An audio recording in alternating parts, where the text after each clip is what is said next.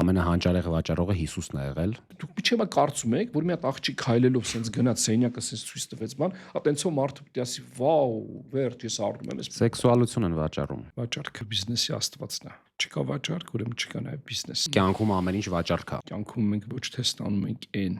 ինչին արժանի ենք, Ինչ կարողանում ենք ինչպես բանակցել ենք։ Եթե մի հատ product լիներ, ինքը ուղիղ կգնար ենթադրաբար կառուցապատողի մոտ, կասեր, հա, հեսա իր վաճառքի բաժինը կառներ։ Վաճառելը դա հարամ է, բայց եթե ուզում ես հարամը դառնա հալալ, պետք է լինես ծայրահեղ ազնիվ։ Վաճառքը սուրբ գործ է եւ միայն բարիք է ստեղծում։ Այդ ես կմտածեմ շատ կիրթ քաղաքավարի մերժելու ձևերից մեկն է։ Ուր մարդը ոնց կվաճառի անշարժ գույք։ Քնորդ ինքը չգիտի թե իրականում ինքը ինչ է ուզում։ Ինքը այդ քառակուսի մետրերը չի ուզում, ինքը 100 այլ բան է ուզում, որը չի կարող ներկայացնել։ Ինքը անվտանգություն է ուզում, ստատուս է ուզում, հանգստություն է ուզում,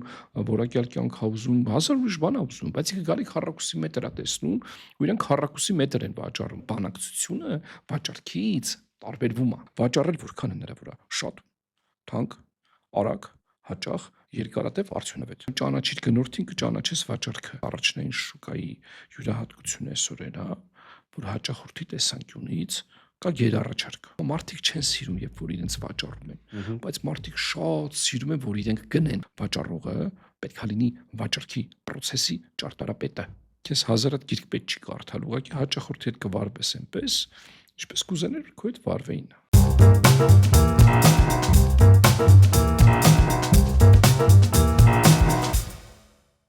Ողջույն բոլորին, այժմ դուք լսում կամ դիտում եք Property Talks podcast-ը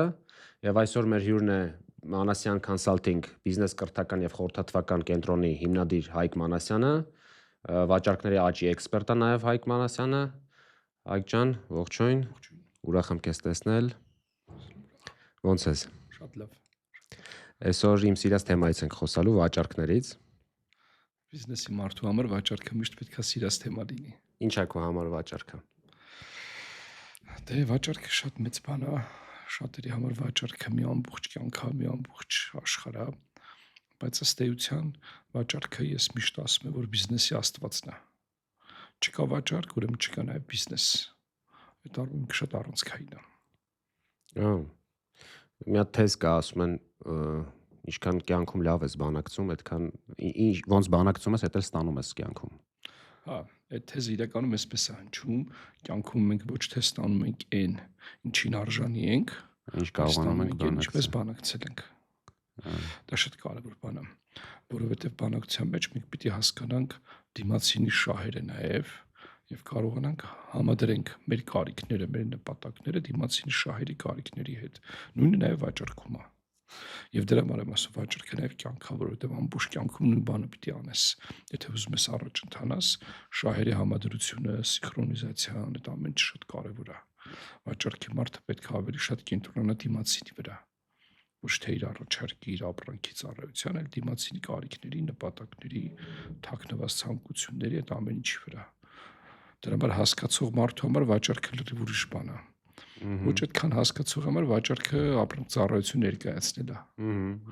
Եվ այն մարդը, որ վաճառքը հասկանում է, ընդհանրապես ապրանք ներկայացնել, ծառայություն առաջարկել, գովաբանել, ես մեկ համորով ասում եմ սազը վերցնել ու գովալ, այդ վաճառք չի, դա ավելի լավ է այդ չանես, քան սկսես այդ անել, որովհետև լուրջ մարդ է, մարդը որ իսկապես փնտրում է ու հասկանում է ինչ է ուզում, ինքը միշտ փախնում է նման վաճառողից։ Եվ ցավոք հլական նույնիսկ մարդիկ, որ այդպես էլ սովորացնում են վաճառքը։ Վաճառքը լուրջ մասնագիտություն է,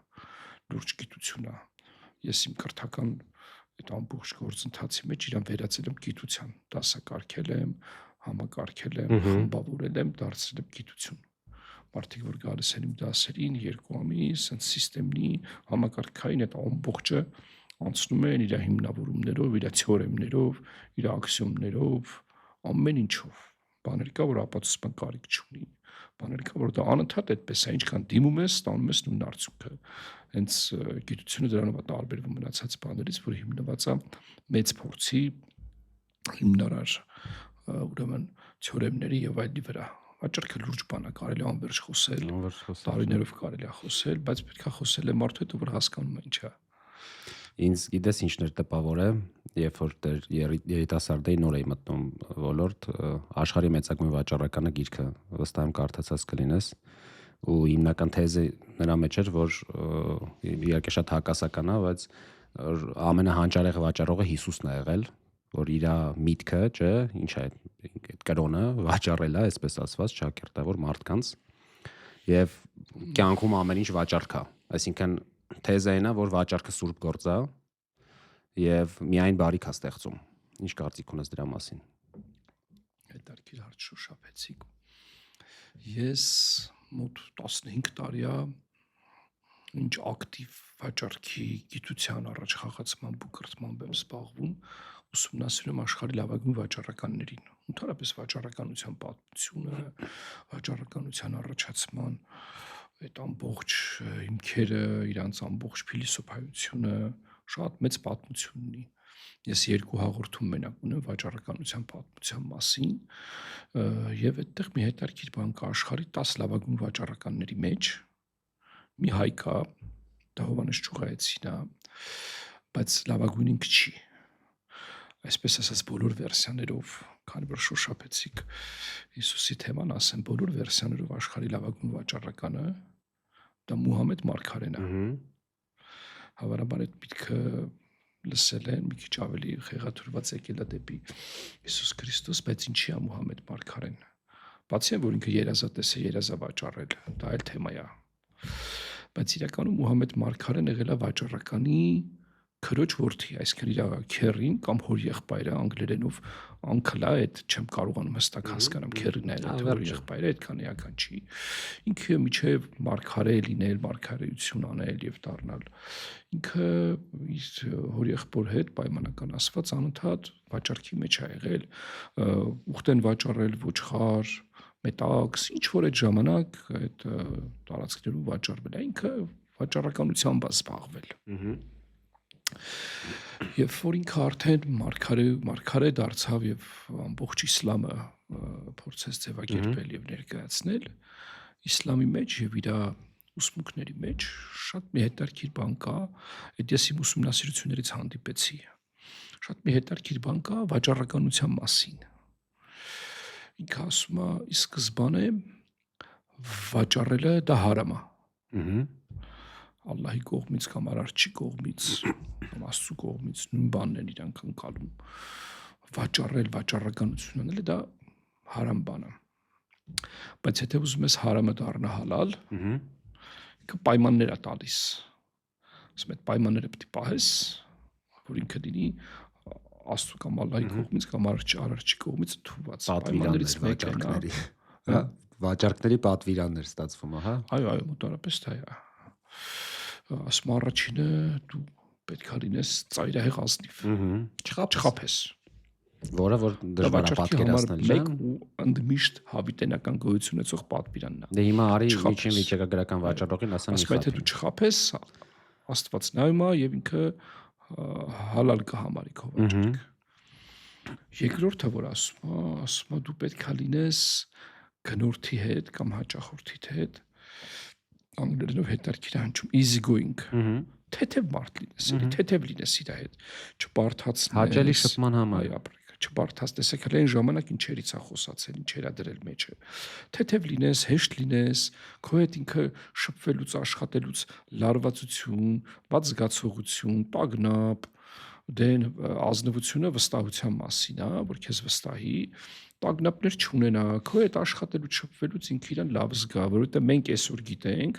որ մարդը գնում է նրանից, ում հետ իրան հաճելի է շփվել, երկար գործ անում նրա հետ ու վստահում է։ Տեսեք, քանի հազար տարի հետո, 2000 տարի հետո մոտավորապես էլի ասենք արևմտյան ոնց որ ասած պրակտիկներն ասում են զիգ դառնա, ասում մարդը ում որը հավանում է, ում հետ շփվել է հաճելի է, ինքը երկար շարունակում է իր այդ շփվել, իսկ ում վստահում է իր այդ բիզնես անում։ Այդպես է օրենքները։ Հիմա դրա մասին Մարգարեն ասել է, որ եղիր ազնիվ, որ ձևավորես վստահություն, եղիր թեթև շփվող հեշտ մարդ, որ քո հետ անընդհատ կան ուզենա շփվել, որ դու անընդհատ հաճախորդ ունենաս, եւ երրորդ կարևոր բանը, որ ասում է ժամանակ առ ժամանակ փոքր բարեգործություններ արա, charity-ներ, այսինքն փոքր լավ բաներ այսօրվա մեր լեզվով ասած հաճախորդին նվեր տուր, փոքրիկ մի հատ լավ բան արա իր համար, ուշադրություն, մի հատ խնդիր լուծի, մի հատ խնդրեմ ունի ինքը, այդ խնդրեմը վերցրա հավելյալ մի բան ավելացրա քո ապրանքին կամ ծառայության, այդ խնդրեմը լուծի։ Ասում եմ, թե դու այդ ամեն ինչ անես, Աստծո կողմից քո արածը կընկալվի շատ լավ ու այդ քո վաճառքը հարամ չի նել, հալալ կլինի։ Աստվածնային օրենքները, այլ ասում եմ, դուր հետո կստանաս, չէ՞։ Իհարկե, կարմն է, ավելի խորանանք։ Շատ Եթե մարգարեից 3-4 հազար տարի հետ գնանք, վեդաներում դրա մասին կա գրված։ Թե ընդհանրապես ինչպես պետք է մարդկային հարաբերություններ լինի, եւ այդ կարմայի գաղափարը շատ հին է, իսկ քրիստոնեության մեջ կարման Քրիստոսը շատ ամեն ինչ ուսումնասիրած, ուրեմն չասեմ մարդ է եղել, հանձնավորություն կամ ամեն ինչ ուսումնասիրած է եղել եւ կարմայի օրենքը կբերե դրելա պատվիրանների մեջ ինչ որ ցանես են կանձես դիմացին այդ վարվիր այնպես ինչպես կուզենաս քո այդ վարվեն դա ինչ է դա այսօր բիզնեսի եւ սպասարկման սերվիսի ոսկե բանալին է դիմացին այդ վարվիր այնպես ինչպես կուզենաս քո այդ վարվեն եթե դու այդքան հասկանաս քեզ հազարատ գիրք պետք չի կարդալ ուղղակի հաճախորդի հետ կվարվես այնպես ինչպես կուզենար քո այդ վարվեին այդ ոսկե օրենքն է պլատինի օրենքը մի քիչ ուրիշ է բայց այդ ամեն ինչը դրված է այդ փիլիսոփայության ուսմունքների մեջ դրա համար ես ոդքասթի սկզբում ասացի որ ես վաճառքի պատմությունն եմ ուսումնասիրում փիլիսոփայությունը թե մարդիկ ժամանակին ինչ են դրել դրա մեջ ոնց են մոտեցել որտեվ առաջ այդ գիտությունները չի եղել չէ հոգեբանություն մարդաբանություն դե ասում են փիլիսոփայությունը գիտությունների մայրն է դրանից առաջ էլ եղել է իմաստությունը իմաստությունից, իմաստասերներից ձևավորվել է փիլիսոփայությունը։ Իմաստու մարդիկ վաճառքի մեջ դրել են շատ խորը բաներ։ Այդ ֆում ոնց որ նշեցիք, այդ դրա համար Մուհամեդ Մարգարեն աշխարհի 10 լավագույն վաճառականների ցուցակում առաջի տեղում է, որտեղ ինքը իմաստությունը արդեն ի սկզբանե դրել է ճշմարտությունը։ Մենք չենք ասում ինքը ժամանակին ինչքան է վաճառել որպես երեխա կամ բան դրա մասին չի խոսք, ինքը ինչա տվել վաճառականության գաղափարի մեջ ու էլի մարդիկ են եղել այդ թվում քրիստոնեության մեջ շատ ես շատ խորը վերլուծություններ ունեմ աստվածաշնչյան կանոններն ու օրենքները բիզնեսում ոնց է աշխատում եւ վաճառքում որից մի քանիսը ասեցի եւ այդ դիմացինի հետ վարվելու եւ մեկը 10 դարձնելու շատ բաներ կա բոլոր խելացի մարդիկ հավաքել են տարբեր մտքեր տարբեր ձևերով ամփոփել են մի բանի մեջ բայց զուտ որպես վաճառական որ ինքը ինչ որ բան է վաճառել միտք երաս եւ բան դա այդ դասակարգված որպես Մուհամեդ Մարգարեն է շատ հետաքրքիր էր տես որտեղից սկսեցինք էլի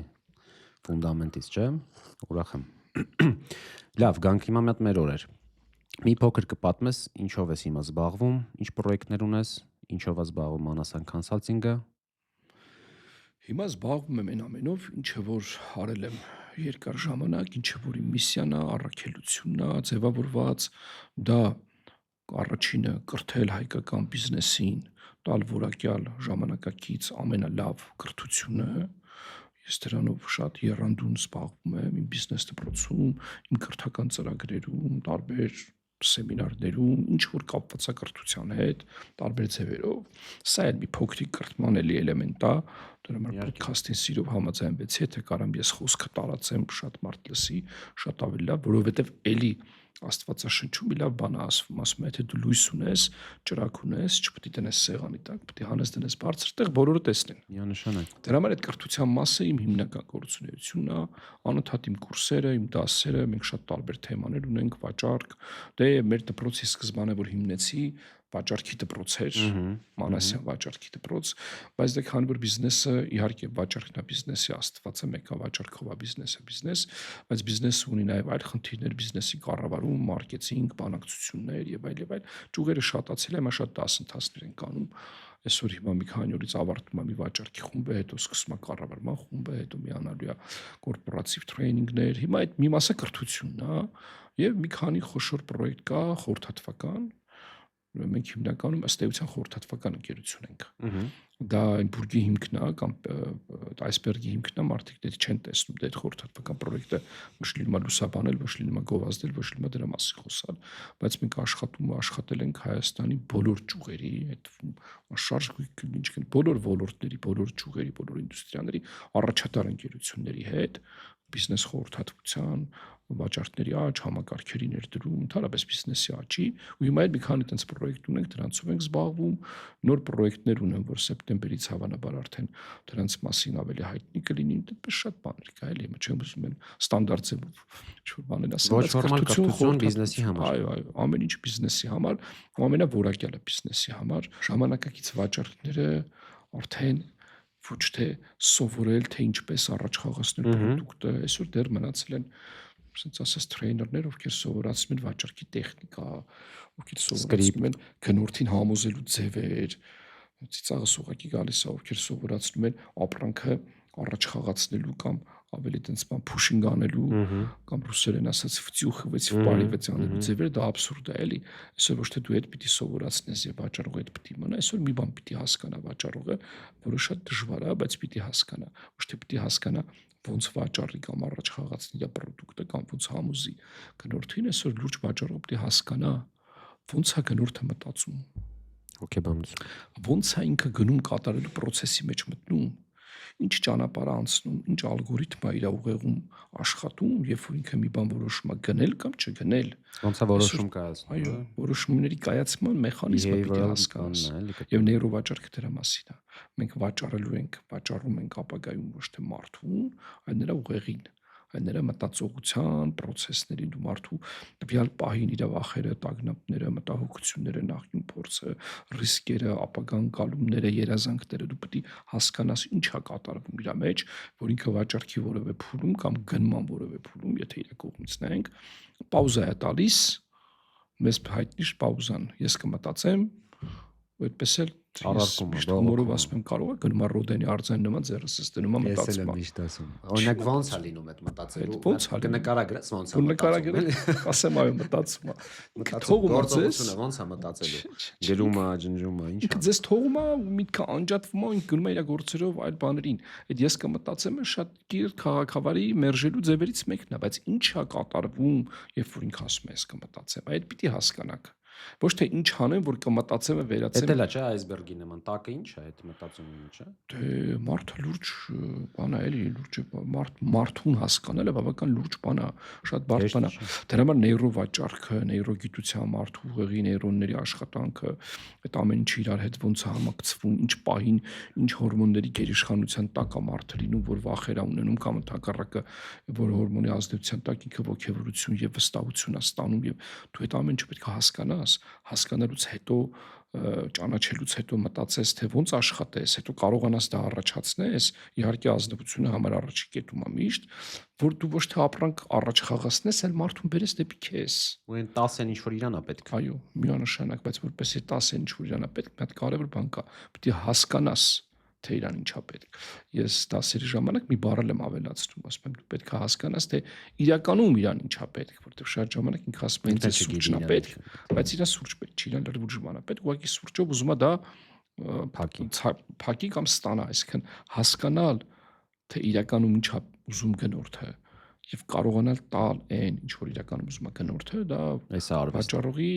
ամենակարևոր, ես դասերի ժամանակ դպրոցից ասում եմ մանտրայի նման դի կրկնեք, հասկանալ թե իրականում ինչա ուզում գնորդը եւ կարողանալ տալ այն ինչ որ ուզում է գնորդը, հետո մի ամիս հետո մարդիկ հասկանում են, որ այո, ամբողջը այդ նախադասության մեջ էր թաքնված, ամեն բառը մի խորը գիտություն է, հասկանալը դա անverջ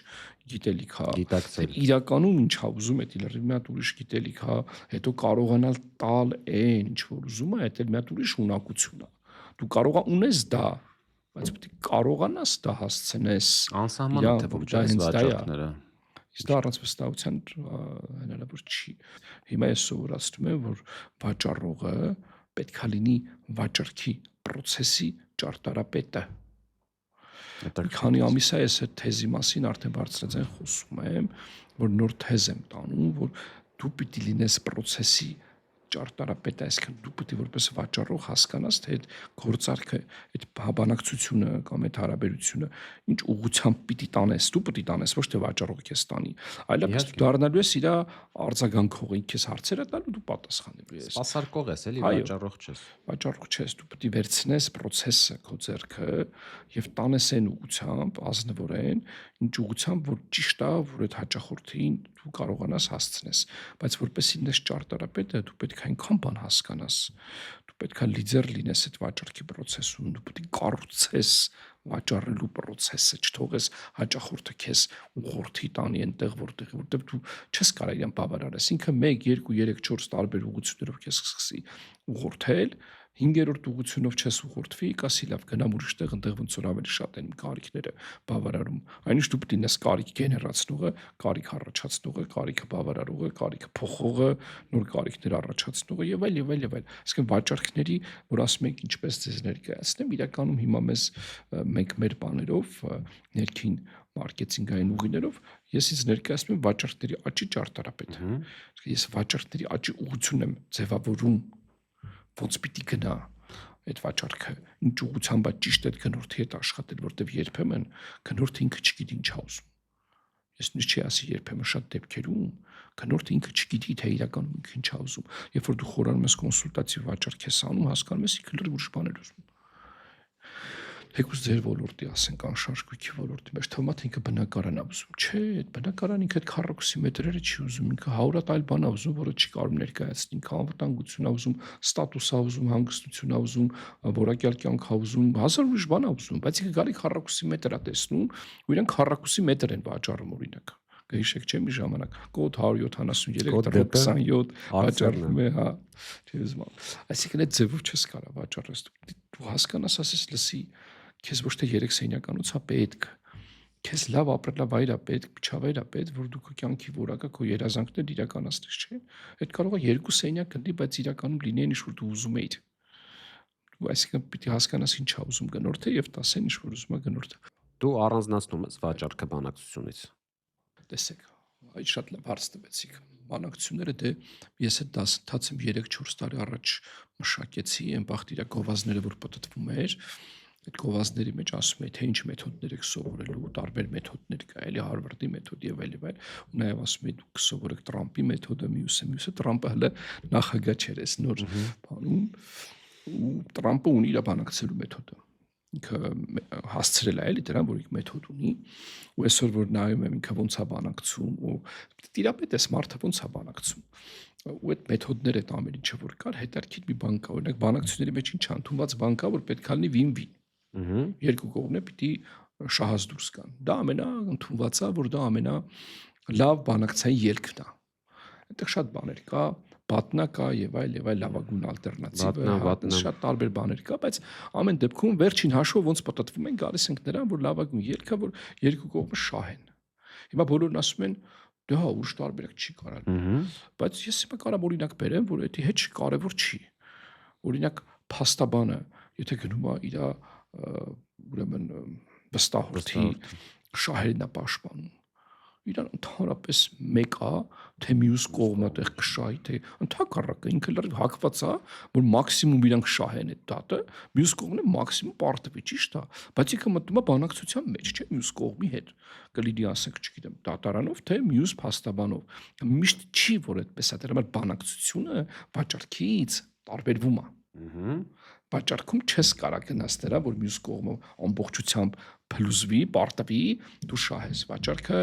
ուրիշ կոնցեպտ ունի, բայց բանակցությունների մեջ ես այդ մեթոդներն եմ սովորեցնում։ Ոնց անես, որ բանակցության մեջ դու մաքսիմում շահած դիրքում լինես, win-loss-ին գնաս։ Շատ հետաքրքիր բան ես ասում, այսինքն կա բանակցություններ վաճառքների մեջ եւ կա բանակցություններ վաճառքների։ Ինչի համար ես բանակցում, որտեղ դու քեզ հրավիրել են բանակցող էքսպերտ ես, մի քանի անգամ ինձ այս process-ների մեջ ներգրավել են խոշոր այդ բաների։ Մարդն ասում է, ինձ պետք է սա, ես մաքսիմում ստանամ իմ ուզածը էս։ Բանակցես, ես ստանամ, ինձ պետք չի ինքն շահի է։ Ինձ պետք է ես շահեմ։ Դա արդեն բանակցություն է։ Ու այն տարածված կարծիքը, որ բանակցության մեջ միայն պետք է win-win լինի, այդպես չի։ Դե չի լինում երևի։ Ինչ որ միտեղ միշտ կարար ավել կամ պակաս լիներ, էլի։ Կարա սնենց անես, որ ինքը կարծինքն էլ է շահել, դա ուրիշ տեխնիկա է։ Այդտեղ շատ կարևոր բաներ կա, տեղել է մարդկային։ Լիակատար դժվար է, էլի, պահել, որ երկուսը։ Բայց վաճառքում հնարավոր է ճիշտ է, որ իսկապես գնորդը ստանա այն ինչ որ պետք է մի բան էլ ավել, դու էլ չտուժվես։ Ես դպրոցում սովորեցնում եմ 6 թե 7 կարևոր բան, մի դեպքում 6, մի դեպքում 7։ Վաճառել որքան հնարավոր է, շատ, թանկ, արագ, հաճախ, երկարատև, արդյունավետ։ Նրանք էլ շատ խելացի։ Հիմա եթե քո նպատակը պետքա լինի, որ դու վաճառես որքանուրը շատ, դե վաճառողը պետքա կարողանա որ շատ վաճառի, չէ՞։ Դա չի նշանակում, որ այդտեղ պետք է դուժի գնորդը այնքան շատ իրան տաս կամ վաճառքի լեզվով ասած բեռնես իրան, որ այդ շատի տակից ինքը չկարողանա դուրս գա։ Դու պետք է բալանսավորես քո շատը իրա, եթե թանկ, այսինքն ոչ զեղչերով, չգիտեմ, ակցիաներով այդ գինը պետք է որի մեջ ինքը արժեք տեսնի, պատրաստ լինի այդ գինը տասի, տվել եմ այդ գինը ու լավ արժեք որ տվել եմ։ Բայց դու չպետք է արժեզրկես քո ապրանքը այժմ վաճառես, այսինքն սա պետք է բալանսավորվի, վաճառքը պետք է չբալանսավորվի, դու երկարատև այդ բառը շատ կարևոր է, երկարատև։ Այսինքն դու անընդհատ պետք է վաճառես, չէ՞, կրկնակի վաճառք պետք է անես հետո։ Եթե դու ուզում ես երկարատև վաճառես, պետք է այստեղ բալանսավորես։ Բանակցությունները այդպես չի։ Ես մի անգամ եմ գործարքանում, ես եմ մաքսիմում ստանամ այն շուրջ եմ ստանամ։ Հիմա վին կլինի ինքն էլ կշահի, չէ, բայց կարող է ես շահեմ։ Դե լոս էլ ա լինում, զրոյական արդյունք էլ ա լինում։ Դրա համար դրանք տարբեր են։ Հայկ ջան, դու ունես դասընթաց անշարժ գույքի գործակալների համար։ Այո, այդ էլ տարին մի անգամ է սա։ Հա, քիչ եմ երկու անգամ եմ արել կամ կարծեմ իրենք։ Ինչն է առանձնահատուկ կա առանձնահատկություններ, որ դու տենց առանձնացրել ես, իրեն ասում ես իմ տպավորությունը այդ է, էլի, որ դու անշարժ գույք վաճառել ես մի փոքր այլա, քան ասենք ընդհանուր վաճառքները։ Ինչ տարբերություն։ Մի փոքր էլ չահագին այլա։ Մի քիչ պատմես կոնցեպտը մնում է, բայց մի 30-40% այլ մոտեցումներ, այլ իրավիճակ, այլ գործիքներ։ Ինչն է առանձնահատուկ։ Հայաստանի թե ընդհանրապես։ Հայաստանի ընդհանրապես։ Առաջնային թե երկրորդային։ Լավ հարցեր ես տալի։ Վերցնենք առաջնային։ Դե դու ասա, որտեղ ինչ տարբերություն։ Վերցնենք առաջնային շուկան։ Օրինակ հիմա sense անընդհատ այդ խոսակցությունը գնում է, չէ՞։ Գները կընկնեն թե չեն ընկնի, շուկան ասես չակերտա որ կլճացել է կպայթի թե չի պայթի, անընդհատ այդ խոսակցությունները գնում է։ Հիմա մեր շուկայի, ընդհանրապես առաջնային շուկայի յուրահատկությունը այսօր է, հա, որ հաճախորդի տեսանկյունից կա գերառաջարկ։ Ինչա գերառաջարկը։ Գերառաջարկը դա քանակի ավելցուկը չի։ Այստեղ մարդիկ երբեմն չեն հասկանում, գտին ասում թե այն քանակով որ կառուցվում է, ավելի շատ է, քան կարան գնեն, չէ, կարող է մի բաներ ավելի քիչ է։ Գերառաջարկը, երբ որ հաճախորդը մտածում է, որ ինքը շատ ընտրություն ունի։ Ընտրության հնարավորությունները շատացել է։ Առաջ եթե մենք նորակառույց են պատրաստում, այն հիմքը չգցած արդեն մարդիկ այդ բրոնյա են անում իրենց բնակարանները։ Քիչ է, մի հատ է թաղամասում մի հատ է։ Այո, այդ թաղամասում մանավանդ առանց երկար մտածելու նորակառույց էլիտար եւ այլ։ Հիմա գերառաջարկը առաջարկի բազմազանության հնարավորություն է տվել մարդկանց։ Առաջարկի բազմազանության այդ շուկա մենք ուսումնասիրում ենք, էլի։ Առաջարկի բազմազանության ալտերնատիվները, մեկը մեկից լավ, մեկը մեկից հետաքրքիր լոկացիաները, լուծումները, դա հաճախորդի գլխում, պոտենցիալ գնորդի գլխում ձևավորում է այդ գեր հագեցվածության իրավիճակ։ Չնայած իրականում կարող է այդ սպրոսը ինչ որ ժամանակ հետո իսկապես լիարժեք սպառվի, բանել կարող է դեռ հələ դեֆիցիտ մնա։ Բայց երբ որ առաջանում է հաճախորդի գլխում գերառաջարկի ընկալում, ինչա տեղ ունենում հաճախորդի ուղեղում։ Պետք չի վռազել։ 1. Որտեվ կարող է շտապեմ սխալվեմ։ Գնեմ այդ սայլ նայեմ։ Գնեմ այդ նայեմ։ Հələ սպասեմ տենամ էլ ինչա լինում։ Ու ես ամեն ինչը նեյրոմակարդակով էի խոսում, ես ամեն ինչը հաճախորդի գլխում առաջացնում է տնտեսագիտության մեջ ուղղություն կա, չէ, ռացիոնալ սպասումների տեսություն, կարող է իմանալ, որ բանական սպասումների տեսություն եւ կա իրացիոնալ սպասումների տեսություն։ Երկուսն էլ գոյության իրավունքով տեսություններ են։ Ուրեմն հաճախորդի մոտ առաջանում են տարբեր սպասումներ։ Պետք չի շտապել, անընդհատ նոր առաջարկներ է գալի, ես պետք է լավ ընտրություն կատարեմ, դժվարանում ընտրությունը, որտեղ մարդու ուղեղը հոգնում է շատ այլ ընտրանքներից ընտրություն կատարելիս։ 3 հատ լիներ, հեշտ կընտրեր։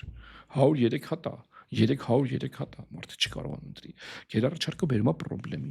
ու անշարժ գույքի գործակալները շատ խորը պիտի այդ ամեն ինչը հասկանան։ Ես այս իրավիճակում, այս տեսակ գնորդի հետ ես լրիվ ուրիշ պետք է աշխատեմ։ Ես պետք է վախերը վերացնեմ, իր անորոշությունները, իր կասկածները, իր հետաձգելու ձգտումը, իր իրացիոնալ սպասումները, իսկ ինչ սպասում ունի հաճախորդը։ Դե լավ է, կարող է գներն ընկնի, կարող է շուկան պայթի, լճանա, արդյոք ճիշտ եմ առնում, կարող է առնեմ սխալվեմ, ու այնքան տենց հարցեր կա, որ էլ ասելու չի, ինքը այսօր չի գալի, մենակ բնակարան առնում 3 սենյակ, ինքը լրիվ ուրիշ բան առնում, եթե ինքը իր համար բնակարան առնում, եթե ինքը որպես ներդրում է նայում, լրիվ ուրիշ թեմա է, եթե ինքը նայում է վարձակալություն, լրիվ ուրիշ թեմա է, այսինքն տարբեր հաճախորդ այդ շուկայում, տարբեր սպասումներով ապրում ու միևնույն ժամանակ գերառաջարկով շուկայում։ Չես կարծում, որ երբ հաճախորդը ունի լայն ընտրության հնարավորություն, չէ, ասում ես գերառաջարկա, ընտրությունը շատ է, եւ սա միգուցե հենց հնարավորություն է վաճառողների համար, գործակալների համար, որովհետեւ հաճախորդը ունի խնդիր, չի կարողանում ինքնուրույն ընտրի, այսինքն շատ ժամանակ է պետք չէ ուսումնասիրելու համար այդ ապրանքը հասկանալու համար շուկան, իսկ ինքն էլ էքսպերտիզա ունի գործակալը այդ շուկայում, այսինքն ինքը գիտի այդ ապրանքները եւ դա իրան հնարավորություն է տալիս հավելյալ, այսինքն արժեք ստեղծելու հաճախորդի համար, որովհետեւ ինքը էքսպերտիզա ունի այդտեղ։ Ես այս տեսանկյունից եմ նայում, որովհետեւ եթե մի հատ ապրանք լիներ, ինքը ուղիղ կգնար ենթադրաբար կառուցապատողի մոտ, կասեր, հա, հեսա իր վաճառքի բաժինը կառներ։ Բայց երբ որ այդ ապրանքը շատանում է, ոնց որ այլ շուկաներում, չէ, օրինակ Դուբայում, Ռուսաստանում, ինչ է տեղ պետքա մարդ, ով որ ֆիզիկապես եղել է այդ շենքում, ծանոթ է կառուցապատողին, ու այդ ամեն ինչը ուղղակի իր մեջով անցկացրել է, պատմի հաճախորդին, այսինքն միգուցե սա նաեւ ամենակարևոր հարցն է։ Այդ մարդը ինչ պիտի անի հաճախորդին, որ իր արածը հաճախորդի համար ներկայացնի արժեք։ Օգտակարություն, ինչ պիտի անի։ Պատմի։ Չէ։ Հարցը ֆունկցիայի մասին չի, բայց այն որ իր համար դա հնարավորություն է, որ այլ ընտրանք շատ կա, դա լավ է, բայց լավ է որ դեպքում, երբ որ այդ այլ ընտրանքը ռիելթորը կարողանում է ճիշտ աշխատացնել եւ ճիշտ օգտագործել հաճախորդի որոշումը իրականացնելու համար։ Եթե դա այլ ընտրանքը բարդացնում է հաճախորդի որոշումը, ուրեմն այդ ռիելթորը իր տեղում չի։ Հա, մյուս կողմից էլ առարկություններն է շատանում։ Դեստեղ էլ հմտություններն է պետք։ Այո, ապրեք, այդ հմտություն դրա մասին է, այդ մեր կուրսը հենց դրա մասին է։ Այո, ձեզ տվել են անես որ այդ առարկությունները։ Ձեզ տվել են այլ ընտրանք, այսօր հրաշալի կառույցներ կան, մեկը մեկից հետաքրքիր, տվել են այլ ընտրանք, բայց դու այդ այլ ընտրանքը կարողանում ես դարձնես արագ որոշում կայացնելու գործիք, թե դարձնում ես որոշումը հետաձգելու, չկողմնորոշելու գործարքը, իսկ երբ է որոշումը հետաձգվում եւ երբ է որոշումը կայացվում, դա պիտի հասկանա ռիելթորը, այսինքն ինչ պիտի անի, որ այդ այլ ընտրանքների մեջ հաճախորդը ամեն դեպքում կենտրոնանա, ֆոկուսավորվի եւ որոշում կայացնի, եւ ինչեր է ինքը անում, որ հաճախորդը ձգձգում է։ Ինտերը կրթության մեջ է պետք է։ Այնքան սխալներ են ամիս տեսնում։ Դե հնարավորությունները շատ շատ։ Գովազդները որ տեսնում եմ ինչա կատարվում, ինչ է ծիծաղս է գալիս, ասում եմ, այսքան տարի այս ոլորտում եք ու դուք դեռ կարծում եք, չանձնավորեմ, չմասնավորեմ, շատեր իմ լավ գործընկերներն են, բայց ասենք դուք միչեվա կարծում եք, որ մի հատ աղջիկ քայլելով սենց գնաց սենյակը սենց ցույց տվեց բան, այտենցո մարդը պիտի ասի, վաու, վերջ, ես առնում եմ, սեքսուալություն են վաճառում։ Դեմ ես դրան, ինչ ես կարծում դրա մասին։ Դեմ չեմ, դա շատ քիչ է։ Դե միանշան, դե իմանա վիզուալը պետք է, այսինքն ես այդ հետաքրքիր պատմություն պատմեմ։ Գալուց առաջ այստեղ այդ պատմությունը վերհիշեցի, դասերին եմ պատմում։ Ամերիկայում ուղղակի անունը չեմ հիշում, ես մի քիչ անուններ հիշելուց լավ չեմ ես վերջերս, այդ ռիելթորի անունը չեմ հիշում, բայց մի հատ լուրջ ոդքասթեր մի 5-7 տարի առաջ էր նայում էի, այդ ռիելթորը շատ հայտնի Ամերիկայում մեծ արդյունքներ ասած ռիելթոր է։ Ռայան սա։ Ինքը կույր է։ Վաու, չէ, ճանաչ։ Չէ, դա բացառիկ դեպք էր։ Ինքը կույր է։ Ուզում եմ ոդքասթի լսողներն էլ այս պատմությունը լսեն։ Ինքը կույր է եւ ինքը ամենալավ վաճառքներն է անում, ամենաարդյունավետ քանակի մասին չի խոսքել, ամենաարդյունավետն է վաճառում։ Բարձր կոնվերսիա։ Կույր մարդը ոնց կվաճառի անշարժ կույք։ Ասում են ինքը պատկերացնում եք, չէ՞, մտածեք չէ տարքիրա, թող լսեն, խորությունը կընկալեն։ Բայց հետո հիշես կոմենտներում պիտի գրես, էլի որ գտնենք անունը որ բան անենք գրեմ, բայց այդ պատմությունը իրական է, ինքը կույր է,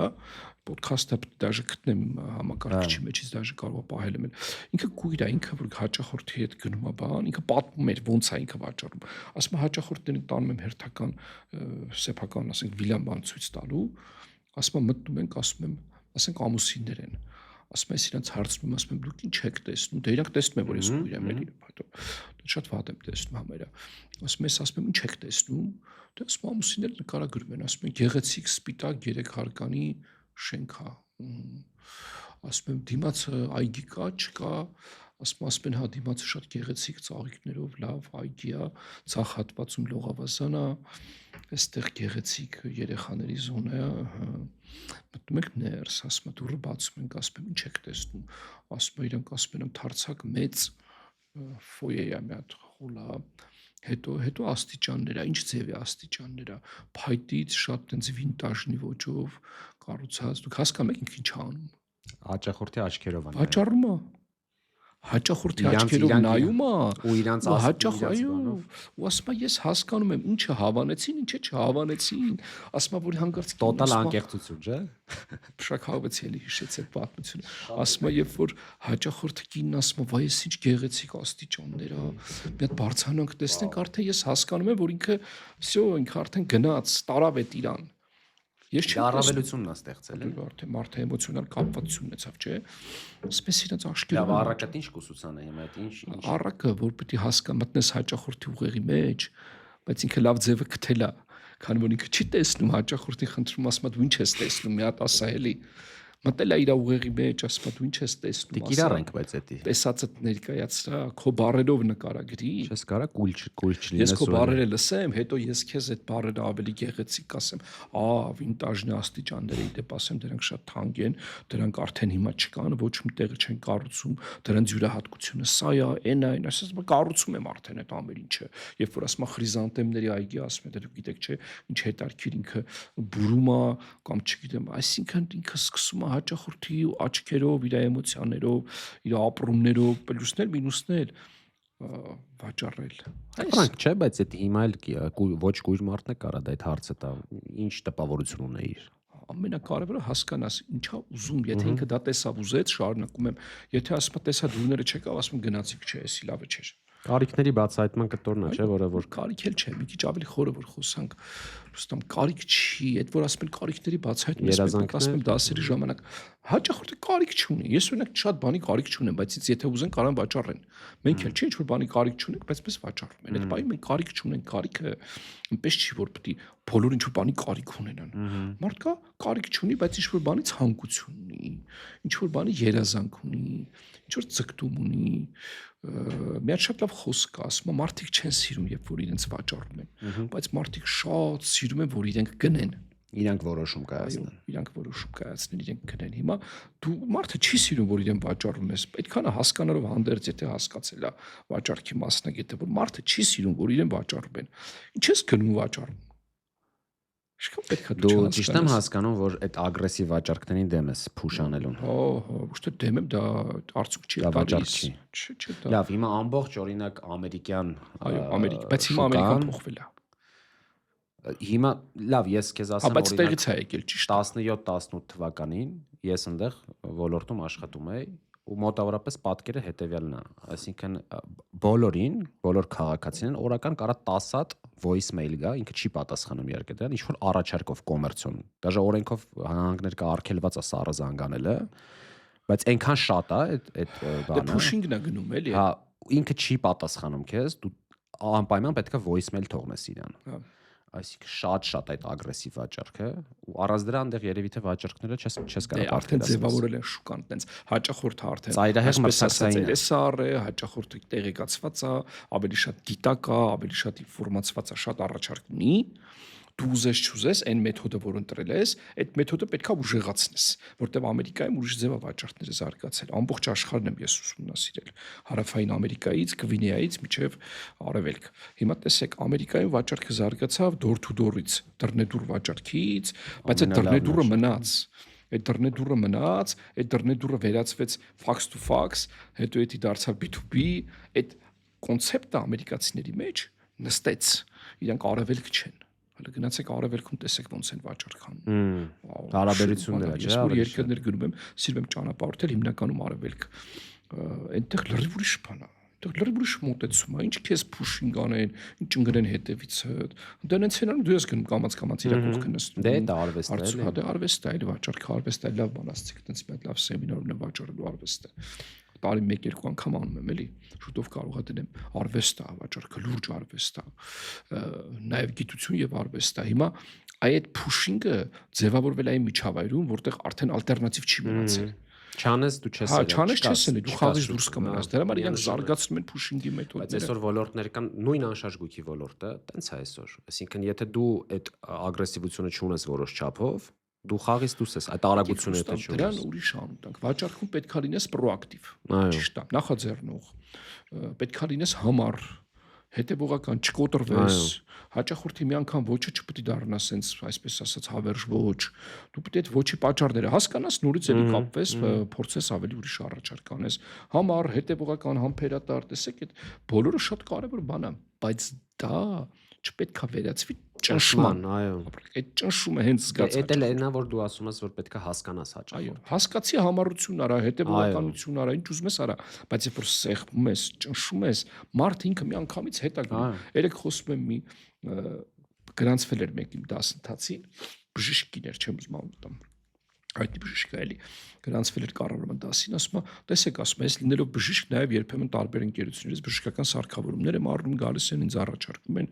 կլինիկայի եւ այլ համար, ասում է, այն վաճառողը, որ ասում է, ես տեսնում եմ ինքը սկսում է pushing անել, ինձի դրում է ժամկետների մեջ, տարբեր ձևի այդպես մանր տեխնիկաներ կա, չէ, ակցիան գործում է 3 օր, զեղչինը զեղչ բան, հա, այդպես ամենայժան բանն է, չէ։ Այժմ արդից օգտվեք, ասում է, հենց ես տեսնում եմ այդպես բան անում, ասում է, հավատացեք, նույնիսկ եթե սարքավորում ինձ պետք է, ես էլ չեմ առնում իրեն։ Որտեվ հասկանում եմ, ինձ ինքը արդեն դրել է մանիպուլյացիայի տակ, ասում է, չեն սովորաբար ամփորձ երեխեքն են, էլի աղջիկ տղա, որ նոր մտել են դրա մեջ, դեռ չեն հասկանում ինչա վաճառքը, լսել են, որ վաճառեն բոնուս կստանան, ամեն կերպ ուզում են, ասում են, ես արդեն չեմ առնում, ասում եմ, չէ, պետք չի, ասում են, նույնիսկ ինձ պետք է։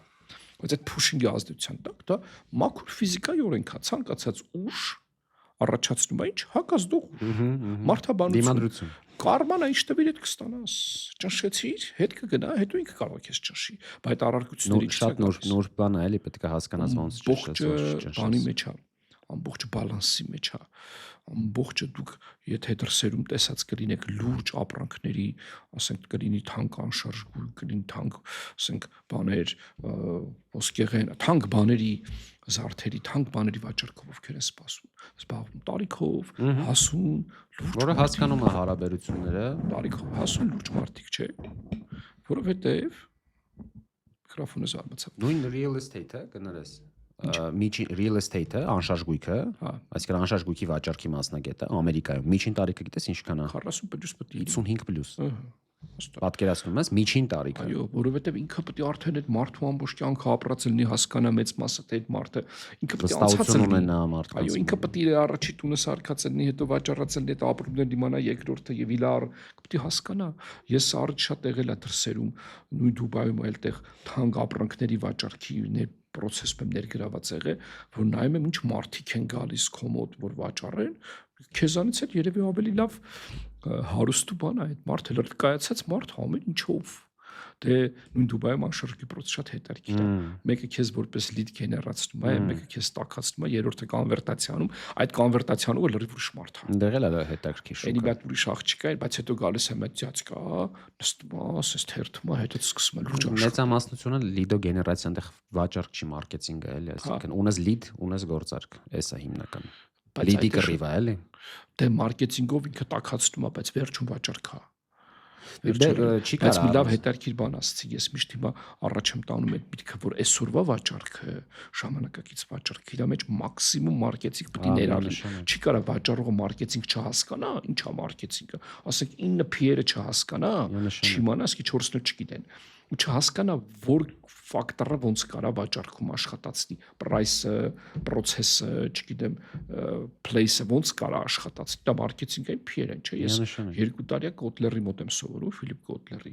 ոչ միայն իր Սեթ Գոդինի մյուսների, ու ոնց պատտվում եմ Կոտլերը գիգանտ է իրականում ինքը շատ ուժեղ է։ Ֆունդամենտալ է։ Ոնց պատտվում եմ ամբողջ այդ PR-ի շուրջ է պատտվում, այդ PR-ը որ բերում ես վաճառք քո վաճառքային հնարավորությունը գերհզոր է դառնում, որտեղ հաճախորդի ցանկացած մտահոգություն MVP-ով լուծում ես։ Այսինքն վաճառող պետք է մարքեթինգ իմանա։ Մարքեթինգը ըստիս, չնայած տարբեր կարծիքներ կան, ես շատ պաշտում եմ մարքեթինգ, շատ եմ սիրում, բայց ըստիս մարքեթինգը օժանդակում է վաճառքին։ Մարքեթինգը վաճառքը խթանող, առաջնահերթ նպատակը չի վաճառքը։ Նայած վաճառողը նայած ինչ ոլորտում է։ Հիմա դու շատ հետաքրքիր բան ես ասում ես վաճառել ավելի շատ, ավելի հաճախ, ավելի թանկ, չէ, ավելի շատ մարդու, այս նույն թեման մարքեթինգն էլ նույն նպատակը։ Հա, բան ունենք, դասախոս ունենք, Արմեն Ավագյանը միշտ այդ թեզն էր ասում, ու հարցը տալիս էր իր առաջի դասախոսություններին, ասում էր, ինչի համար է մարքեթինգը։ Ոչ մեկ չէր ասում այդ, չգիտեմ,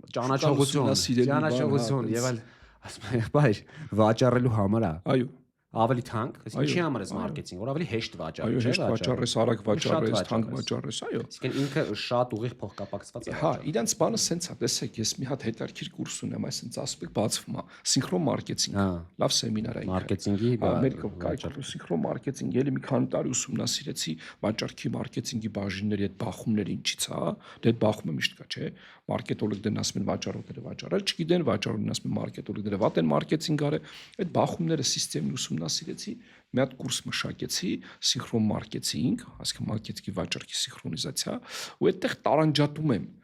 ինչա մարքեթինգը, ինչա վաճառքը, հարգելի սեփականատերեր, հասկացեք, սխալ բաներ մի պահանջեք։ Մարքեթինգը ստրատեգիական երկարաժամկետ բրենդի առաջ խաղացման, հաճախորդի ուղեղում տպավորվելու, ձեր բրենդը առաջ խաղացնելու խնդիր է լուծում։ Վաճառքը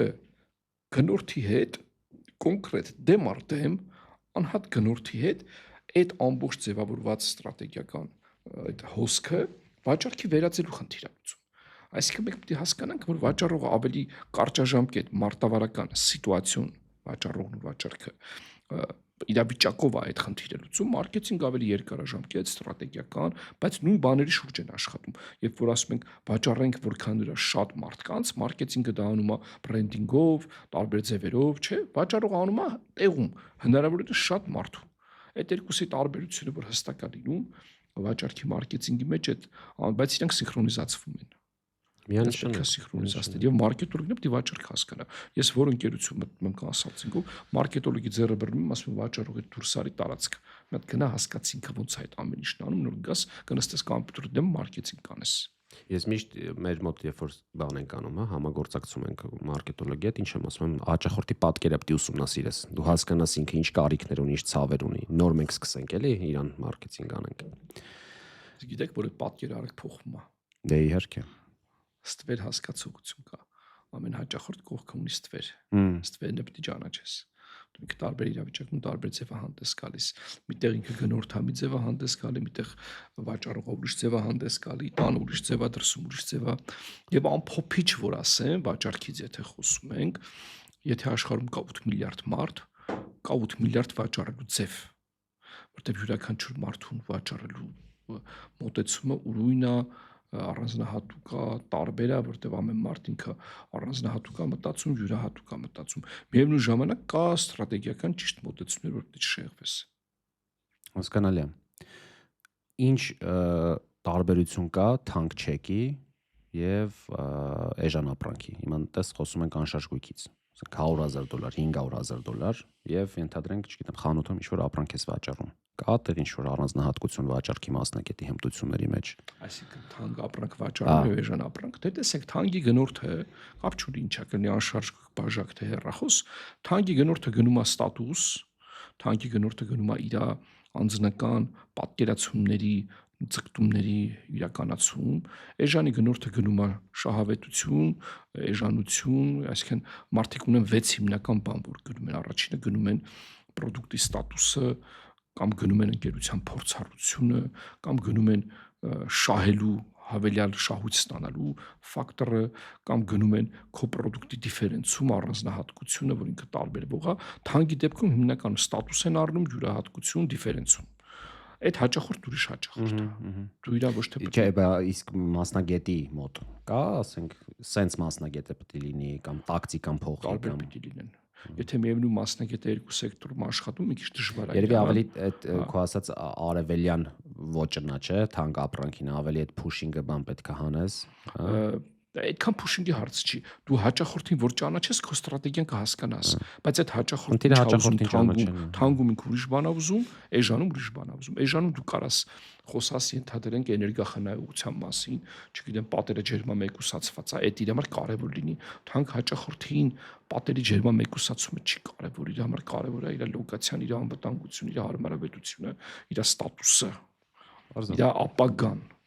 Այդ գույքը գնելով ինքը ինչ ապագայա գնում։ Այ 3 ամենակարևոր հմտությունները վաճառքի մասնագետի, որոնք բերում են հաջողության։ Ըստ քեզ որոնք են։ Դե գիտեք, ոնց միանշանակ